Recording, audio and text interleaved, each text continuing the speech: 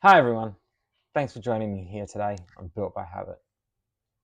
Now, you can't go through life if you're wanting to make changes, if you're wanting to improve yourself, or even just get to know who you are as a person without stopping and actually taking a dive into self-care. Now, I'm not going to sit here and say there's one specific thing that you need to do because realistically, that's just not how it works. You know it, I know it. But if that's not the case, why are we here? And thankfully, I actually do have some answers for that. Let's start with the first one, and it's the most simple and potentially controversial. Be selfish. Listen, I really, really mean this. Being selfish is the key. Now, being selfish isn't about being rude or not caring about others. It's not about only specifically going, no, this is about me. We as people, we need to be able to take care of ourselves if we're going to do the most human thing we can, take care of other people. That's how we've evolved. We've evolved to be community and help each other. But if we don't help ourselves, we can't help anyone.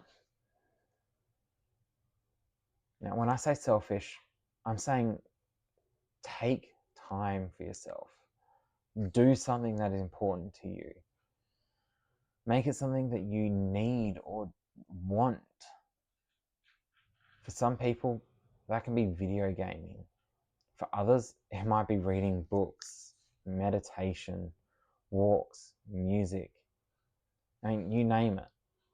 All of these are great options. They're not the only options out there, but they are definitely what a lot of people think of when they say, I'm going to be selfish. I'm going to take something for myself. But let's take a step back. We can't figure out how to do self-care if we don't stop to think about what self-care is and why we need it. And that's simple. We're human. As I said before, we have evolved as a community. We want to help each other. But we as individuals don't often stop enough just to recognize what we have when we're feeling burnt out, dejected, exhausted. And you don't take that time to step back, assess what you need for you. So it's not just about taking a break, doing an activity for yourself. Self-care is so much more. It is a whole body thing. When we talk about self-care, we're talking about your physical health, your emotional health, your mental health, all wrapped up in one.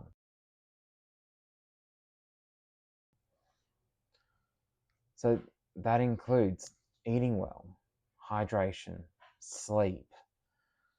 I mean, all of those things are amazing, especially when it comes to your physical health. All right. So if you're going to take care of your physical health, what do? Me, I strongly suggest having more whole foods in your diet. And to do that, it just brings better nutrients. And if you give yourself a variety and balance, it gives you all your vitamins, your minerals, your proteins, your carbs, your fats.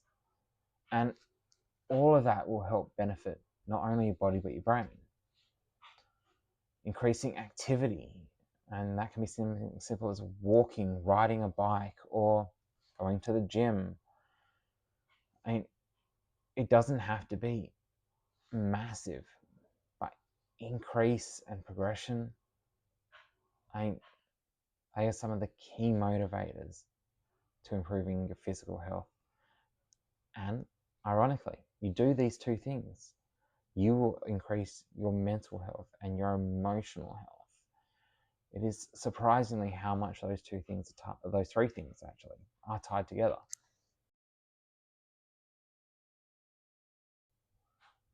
Well, how do we take care of our mental health? Simple. We recognize when things are overwhelming. We find coping mechanisms to deal with those sorts of things. And we can also be preemptive. Yoga is a long time standing thing. Yeah, it has some physical benefits, but the idea of spiritual or emotional balance coming from yoga is well documented. And it's something not to ignore. People have found that meditation is one of the fastest effective methods to helping increase your mental health. Now, that's interesting because our emotions and our mental health are quite often tied together. And we really sometimes only see it as two separate things. Now, when it comes to meditation, mindfulness meditation has been something highly recommended if you are feeling like you need something to really help with your mental clarity. And it is something that I think I actually do need to work on myself. And I have an intention of very soon starting my first 30 days of mindfulness meditation. Now, why am I saying that? I'm okay with short meditations. I've often fallen asleep trying for longer ones. To me, I've been doing 5 minutes, 10 minutes. But I'm going to be attempting to do my first 30 days of 15 to 20-minute meditations. And I will, at the end of that, be showing everyone here how meditation can make a difference. I'll explain from where I started and moving forward from there. But I'll leave that for another video. Now, journaling. And if you've seen my videos in the past, you might have already seen something about journaling. Journaling your ideas, your feelings, and your goals can help so much with your mental clarity. It gives you a clear understanding. It gives you a great point of reflection. It gives you somewhere to be able to release something that you haven't been able to get down or out or share. And for that video I mentioned, I will leave a link down below. So please, if you haven't already, check it out. And if you have checked it out and you want a refresher, please click on it and listen.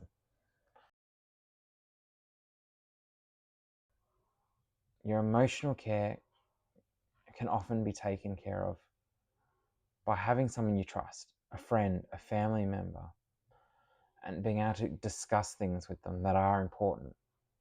Or having set personal boundaries, whether it be in relation to work, family, friends, you name it. If you have a set of things that for you need to say, hey, look, this is where I draw the line. Beyond this, no, I'm not going to do that. That is okay. Remember, be selfish. Now, try not to do it at the expense of everyone. But honestly, it is important that you take care of your own limitations and be clear on what that is so other people know how far they can interact with certain things with you. Now, one last thing for your emotional regularity that I strongly suggest. Find a hobby. Now, for me, a hobby that brings joy and relaxation are key. I like to play Dungeons and Dragons. I'd love to be able to do it more. But you got to choreograph and work with people and you do what you can. But I love the flow of it. I love the creative. I love the social aspect of it. Dungeons and Dragons for me was really my first intentional path into self-care. And at the time, I didn't even realize that. It is something that helped me understand and helped me grow as a person. When you're first beginning to actively participate in self-care, it can be easy to go for an all or nothing approach. Now, that is actually something that can be stressful, because you come in going, all right, I'm going to set these boundaries. And if you let that boundary get crossed, you question whether or not it's worth having. Or if you miss on doing something on a day, you're willing to throw in the towel because, well, maybe I'm not committed enough. No, all of this takes time. Self-care is a habit, and habits don't change overnight. Habits don't develop overnight. These things are earned and they are lived by, and you develop them through repetition and commitment.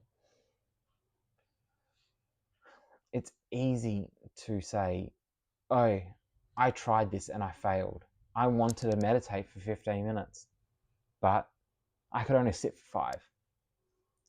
Guess what? That's 5 minutes of success. That's 5 minutes more than you would have done if you didn't even try. That's great.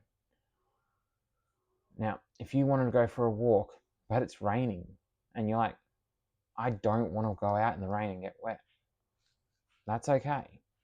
I like walking in the rain, but I know so many people who just don't.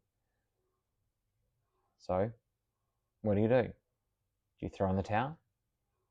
No. You know what? Maybe I can't go for a walk today, but why don't I grab a book, do some reading? Instead of going out for that time, I come in and I bring that time into me. Perfect. There's another win. So, think about this. Not succeeding a planned intention is not the same as failing. You don't need to worry about not doing it perfect or not doing it every single time. There are worse decisions to make, and not trying is probably the single worst one you can. The biggest risk to self-care is the ability to just not do things when it's hard. Now, that is honestly not just self-care. That is the biggest risk to you. Feeling like something's hard and just not trying. So be selfish. Try. Don't be afraid to fail. And remember, failing in self-care only comes from not trying. Doing the smallest bit when it's hard is the biggest win that you can have. So, this is my own personal thought on self-care. And it's something that I think everyone should be doing. Take time to educate yourself. Learn a skill, learn lessons, learn things that will be beneficial to you. You might want to learn about finance. You might want to learn how to write code. Hell, I decided for fun, I wanted to learn to juggle. You learn these things, and a lot of the time, you find out that even if it's a selfish thought, you're doing it for one specific reason, and that's to learn to lower your own stress. Learn to not lower those things that make you feel stressed. If you are financially troubled, learning about finances, all of a sudden you're able to help yourself more. You take that stress away. But it's not something you're going to master overnight. And you need to make it so you can progress and learn lessons over time. Make those things a positive in your life. Now, you might wonder, I said I wanted to learn to juggle. How is that a positive in my life? Well, I get to be a clown for a few minutes a day. I mean, makes me laugh, makes me smile, and my kids love it. They love to watch me drop the juggling balls. They're impressed when I get something going off in double digits. I'm impressed when I get something going off in double digits, and I've been trying this for like a month now. Now, I would feel remiss about talking about self-care if I didn't say, if you are struggling with things, whether it be finance, mental health, or anything, reach out for help, whether it be friends, family, professionals. Don't be ashamed. And especially here, I can promise you there is no judgment. My wife has bipolar and we've had to have help. My son has been diagnosed with autism and ADHD, and we have gotten help. I am a huge supporter of finding the help you need, because even people without conditions need help from time to time. We all have bad days. We all have our struggles. Getting help is the biggest thing in self-care. Now, I don't know if I've said it's the biggest thing in self-care or the most important thing in self-care for a few things. Let's face it, self-care is important. Every aspect of it is important. So, if you do need help, professional, friends, families, or you just need help in a situation, reach out for help, ask for help, especially when you need it. Now, if you want to know more about what I do for my own self-care, comment down below and maybe I can make that more into a focus video. Also, I would really love to hear some of your fun and exciting methods, or your dull, boring ones that work every day for you. In fact, those ones could be really interesting because they could help so many more people. Alright, so if you've gotten this far and you've liked this type of content and it's been something you found interesting, please like this video, and if you haven't already, subscribe to this channel. And as I said before, I'll leave a link of a video to the journaling in the comments if you want to check that one out. I mean, for me, it was fun. I enjoyed it. Alright, thank you guys. Have a great day. See yous.